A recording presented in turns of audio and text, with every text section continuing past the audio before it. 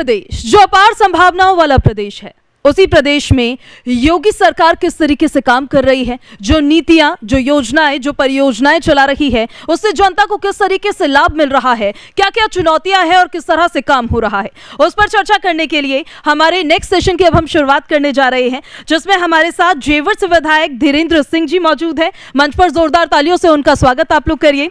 साथ ही हमारे साथ लोनी से विधायक नंद किशोर गुर्जर जी मौजूद है, जो बताएंगे कि इन संभावनाओं पर किस तरीके से प्रदेश सरकार काम कर रही है। इस सेशन को हमारे सहयोगी आयुष कंडक्ट करेंगे। Over to you Ayush. बहुत शुक्रिया पूजा, आप दोनों खास मेहमानों का, विधायकों का बहुत स्वागत है। सरकार की संभावनाएं क्या है, सरकार की कोशिशें क्या है, इस पर बात होगी।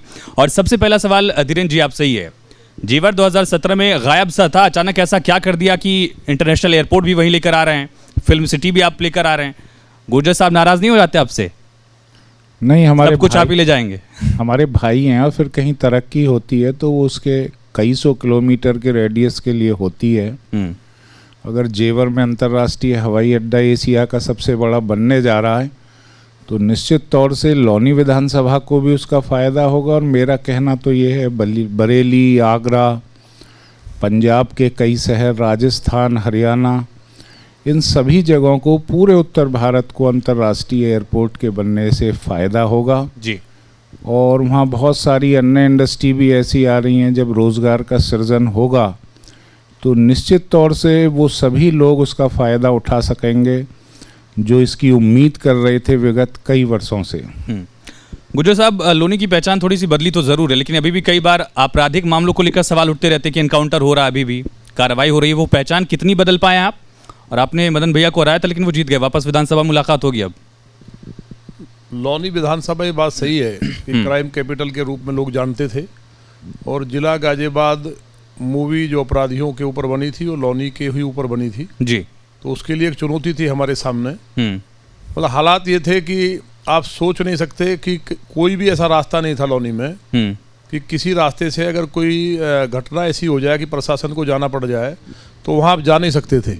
गहरे गहरे गड्ढे होते थे, बिजली आती नहीं थी। आप सरप्राइज करेंगे कि एक भी इंटरमीडिएट स्कूल सरकारी नहीं था 16 लाख की आबादी पे।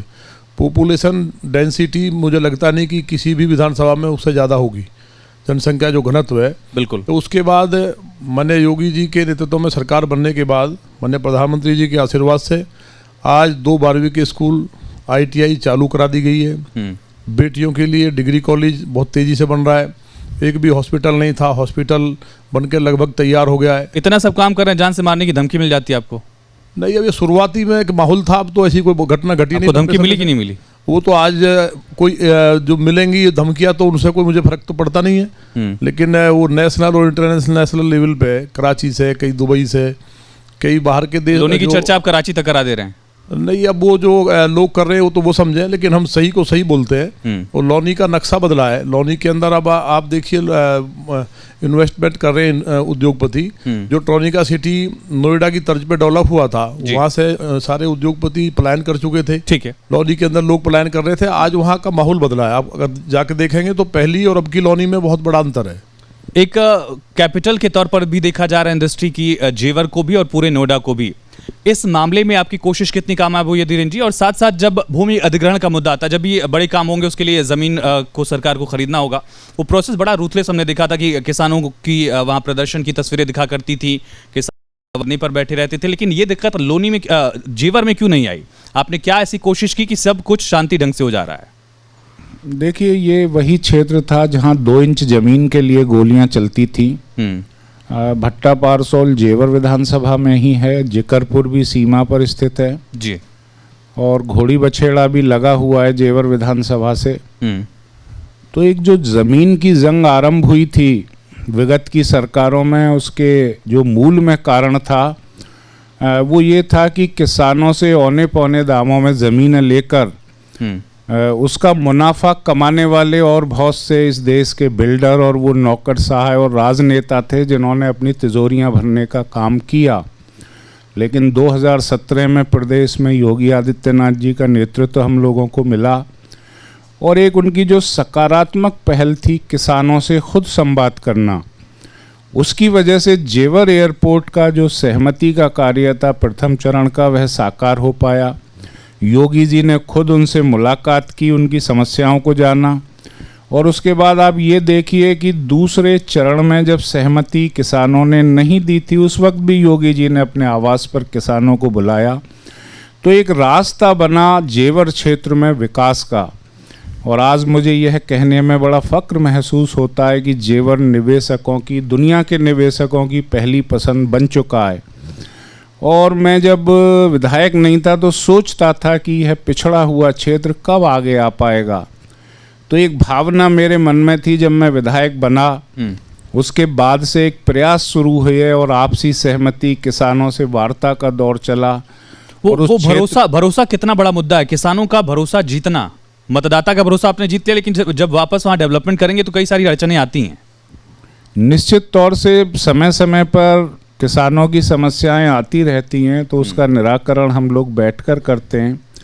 कुछ ऐसी समस्याएं होती हैं जिन्हें हम निपटा सकते हैं, कुछ ऐसी समस्याएं होती हैं जो नाजायज़ होती हैं। तो इन दोनों में कैसे सामंजस्य बनाया जाए, उसके बीच का रास्ता निकाला जाता है। कोई शासन से अगर सॉल्व होनी है शासन से, सरकार से सॉल्व होनी है सरकार से। कुल मिलाकर एक दौर चल निकला है। अगर हम विकास करेंगे तो किसानों की भावनाओं को दरकिनार नहीं कर पाएंगे, किसानों को भी हम सहभागी बनाएंगे उस विकास में, तो निश्चित तौर से उसके परिणाम अच्छे होंगे। आज हम प्रयास कर रहे हैं कि जेवर क्षेत्र को स्वयं सहायता समूह के माध्यम से हम इतना उन्नत बना दें कि स्थानीय स्तर पर भी हम ग्रामों में रोज़गार दे सकें, नौजवानों को भी रोज़गार दे सकें। और जो आने वाली कंपनियां, उनसे भी जब हमारी वार्ता होती है कि आपको एक अच्छा निवेश का माहौल मिल रहा है जेवर में जी, दुनिया के लोग यहाँ धंधा करने आएंगे, पैसा कमाने आएंगे, तो आखिर हमारे जेवर के नौजवान कहाँ जाएंगे। तो इस तरीके की वार्ताएं हम समय समय पर ये जो ग्लोबल इन्वेस्टर समिट होने जा रहा है, मुख्यमंत्री अभी मुंबई पहुंचे हैं, इसके अलावा सरकार के मंत्री विदेशों के दौरे पर पहुंचे, कई हजार करोड़ के MOUs भी साइन किए गए हैं, उसमें से जेवर का हिस्सा क्या है? मैं समझता हूं कि जेवर का काफ़ी बड़ा हिस्सा इसमें से होगा। और जो भी निवेश यहाँ आने वाला है वो इस जनपद गौतम बुद्ध नगर में, और गौतम बुद्ध नगर में सबसे ज़्यादा जेवर के लिए MOU साइन हुए हैं। क्योंकि जेवर में अंतर्राष्ट्रीय एयरपोर्ट बनने के बाद, फिल्म सिटी प्रस्तावित होने के बाद, और देश में 5 मेडिकल डिवाइस पार्क दिए गए थे, जिसमें से एक उत्तर प्रदेश को मिला, वो भी जेवर में ही बनने जा रहा है। अपैरल पार्क हो या मेट्रो कोच का कारखाना हो या एक ऐसी कंपनी जो 500 फॉर्च्यून में मानी जाती है, एवरी डेनिसन, उसका उत्पादन शुरू हो चुका हो। कुल मिलाकर जेवर निवेशकों की पहली पसंद इसलिए बना है कि लॉ एंड ऑर्डर जो मुख्यमंत्री ने दिया इस इलाके को, वह उसकी बहुत ज़्यादा वजह है। और दूसरा किसानों का जो सहयोग है वार्ता के बाद। ठीक है, अब कमिश्नरेट बन जाने से गाजियाबाद की तस्वीर कितनी बदल रही है, क्राइम रेट में कितनी कमी आएगी? गुजर साहब, ये सवाल तो है ही, लेकिन सवाल ये भी है कि जब विकास की रफ्तार हो तो संस्कृति का साथ भी हो। फिल्म सिटी बने लेकिन फिल्मों में भारतीय संस्कृति का मजाक न उड़ाया जाए। देखिए, कमिश्नरेट बनने के बाद पुलिसिंग जो बेहतर हुई है, एक तो हमको जो जवान जो हैं वो एक्स्ट्रा मिले हैं, और पूरी जो व्यवस्था है, क्योंकि गाजियाबाद को इसकी आवश्यकता थी, गौतम बुद्ध नगर को तो थी क्योंकि यहाँ उद्योगपति आ रहे हैं और दिल्ली का बॉर्डर भी है। और NCR में पुलिसिंग अगर शानदार होगी तो कहीं ना कहीं हम लोग जब कहीं बाहर जाते हैं, आज इतना बड़ा एक चेंज आया है कि हरियाणा या राजस्थान जाते हैं तो लोग वहाँ के, दिल्ली तो बहुत अनसेफ है आज के टाइम में। दिल्ली में हम देखते हैं, क्योंकि दिल्ली तो सटा हुआ है, दिल्ली में लोग रहना नहीं चाहते। अब लोग, ये बड़ी जीत है कि गाजियाबाद के अंदर, हमारे यहाँ लौनी के अंदर आकर के लोग मकान ले रहे हैं, फ्लैट लेने के लिए रहना शुरू कर दिया है। तो उसके आने से तो एक बड़ा चेंज तो हुआ ही है। और जो दूसरी चीज़ें हैं वो भी काफ़ी परिवर्तन हुई है। और मुझे उम्मीद है कि क्योंकि लौनी तो वास्तव में जो आप लोग कह रहे हैं, जो चंबल का जो कभी टेरर हुआ करता था, उससे भी ज़्यादा आप ये मतलब 250 के लगभग मर्डर हुए आपस में गैंगवार में। एक ही दिन में 6 व्यापारियों की हत्या हुई। तो हम उस नेक्सस कितना टूट पाया? छात्र संघ के अध्यक्ष थे, तो हम धरने पे बैठे, कई बार हमें थ्रेट मिली। तो जो हमको जो थ्रेट जो मिली है उसको आखिर हम पे महादेव की कृपा है, हमें कोई ज़्यादा चिंता नहीं है। लेकिन नेक्सस नहीं है। मैं खुद 2 रात घूमता हूँ, मैं 2 रात पूरी रात घूमता हूँ, और वहाँ अब पिन ड्रॉप साइलेंट है। जो आप कह रहे हैं कि एनकाउंटर्स की बात जो कर रहे हैं, वो एनकाउंटर जो वहाँ हो रहे हैं वो भी कहीं दूर के दूसरी जगह के लोग अगर कोई आके कोशिश करते हैं तो उनके होते हैं। लौनी के अंदर एक चैनी स्नैचिंग की घटना भी नहीं होती। अब मैं न्यूज़पेपर पढ़ता हूँ, गाजियाबाद के बहुत साथी बैठे हैं, लौनी के बारे में पहले पढ़ते थे लोग, अखबार खुलता था तो कोई वहाँ डेवलपमेंट का, कोई उद्घाटन का नहीं कि कोई कॉलेज बन रहा है, कोई हॉस्पिटल बन रहा है, सड़कें बन रही हैं, ये कोई वहाँ खबरें नहीं होती थी। लौनी में खबरें होती थी कि दिन निकलते ही इतने लोग मारे गए।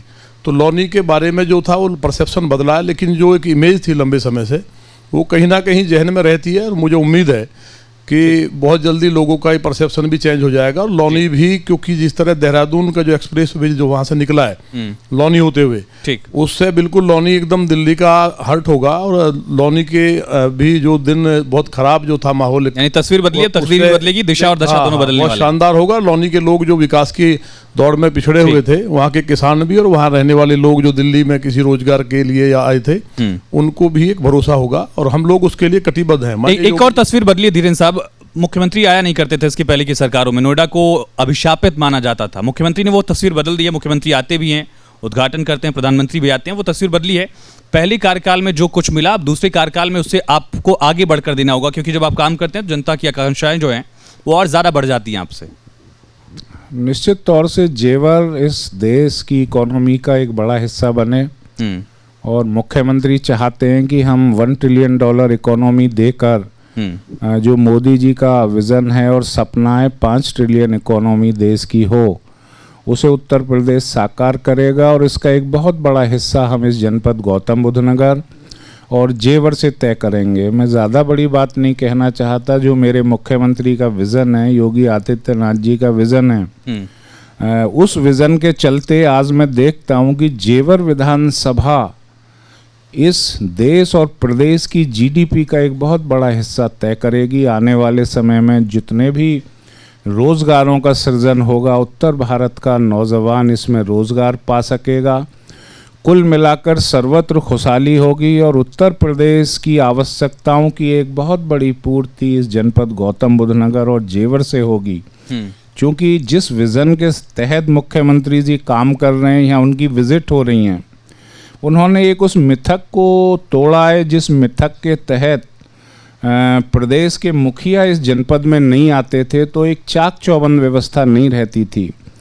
स्वयं आज मुख्यमंत्री एक एक उद्योग की समीक्षा करते हैं, एक एक गरीबों से जुड़ी योजनाओं की समीक्षा जब इसी जनपद में आकर करते हैं तो निश्चित तौर से जो नौकर साहब व्यवस्था है वो चाक चौबंद हो जाती है और उसका सीधा सीधा लाभ हम देखते हैं कि आम जनता को मिलता है। तो उस मिथक को तोड़ते हुए प्रदेश जिस रास्ते तब भी टूटा जब मुख्यमंत्री कोविड के दौरान भी दौरे कर रहे थे, जैसे ठीक हुए उसके बाद दौरा फिर से उनका शुरू हो गया था, ये एक बड़ी खबर भी बनी थी। उस समय आपके पास चुनौतियां क्या थी, क्या चैलेंजेस आप देख रहे थे? और साथ ही जब आप जनप्रतिनिधि हैं, वहाँ के विधायक हैं, तो लोगों की जब भी दिक्कत होगी वो आपके पास पहुंचेंगे, वो चाहे छोटी दिक्कत हो या बड़ी समस्या हो, उनका समाधान कैसे हो रहा था? देखिए, जहाँ तक योगी जी का प्रश्न है, उनके तो कोरोना संक्रमण को रोकने के जो उपाय थे उसकी पूरी दुनिया में प्रशंसा हुई, लेकिन स्थानीय स्तर पर भी हम लोगों का फ़र्ज़ बनता है, जो भी जनप्रतिनिधि हैं, कि हम उनके उस विज़न को आगे बढ़ाएं। आपने देखा होगा कोरोना के 2 काल आए जी, जब दुनिया पूरी घरों में कैद थी, उस वक्त जनप्रतिनिधियों द्वारा 24/7 के ट्विटर अकाउंट के माध्यम से लोगों की सेवाएं की गईं और उसमें कास्ट क्रीड से ऊपर उठकर विदेशी मुल्कों ने भी अगर कोई सहायता मांगी तो वो जेवर और गौतम बुद्ध नगर से की गई। तकरीबन ऐसे अनेकों लोगों को उनके गंतव्य तक पहुंचाया गया जिनकी जेब में 100 रुपए भी नहीं बचे थे। ठीक है सर, जेवर अब आगे कितना बढ़ेगा हम देखेंगे, एक लोगों की महत्वाकांक्षा भी रहती है। गुजर साहब, एक आखिरी कमेंट आपसे, क्या कोविड को चुनौती मान रहे हैं आने वाले वक्त के लिए, या आपका क्षेत्र उत्तर प्रदेश तैयार है? संक्षेप में। कोविड निश्चित तौर पे चुनौती पूरी दुनिया के लिए है, लेकिन हिंदुस्तान में ये सौभाग्य की बात है कि कोरोना का जो भयानक संक्रमण है वो ऐसे टाइम पर आया कि देश के यशस्वी बने प्रधानमंत्री मोदी जी हैं, जिन्होंने दिन रात लग करके और जहां हमारे पास फैसिलिटी नहीं थी उनको एक चमत्कारिक तरीके से सारे जितने हॉस्पिटल से लेकर के जितने भी साधन हो सकते थे उनको बढ़ाया।